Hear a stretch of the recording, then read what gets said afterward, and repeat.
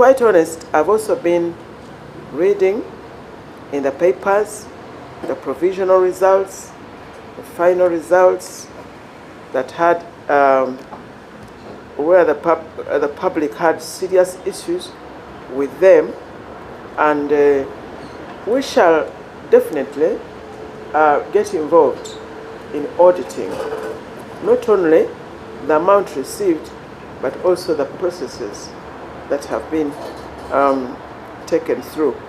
But I can assure you that when the Inspector of Government speaks, they should speak with authority after investigation. And so yes, we shall take interest and we shall audit the functions. I can even tell you that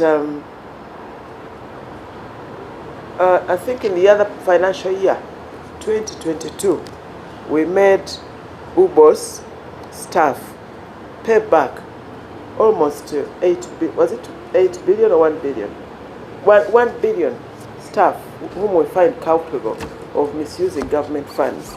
We made them pay back up to 1 billion shillings.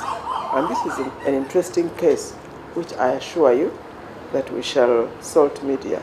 Salt is yes, we shall get interested in this one. Channel 44 stroke tebakolako, tebakutwala mu kooti, tebetambula no ne gwe nawabira bamusumulula, tetumanyi ez'ensonga ze tukola ki nazo tuziyingiramu ezikwatako ng'omuntu kinnoomu. So mu nsi yonna ekwata olunaku luno buli lwakuna olwokubiri mu mwezi ogw'ekkumi buli mwaka, ensi yonna ekwata olunaku luno okwongera okutegeeza abantu nti ne waba kinnoomu ng'omuntu oli wa ddembe okwekubira enduulu nga toli mu mativu n'empeereza y'omukozi wa gavumenti ku nsonga zo ng'omuntu.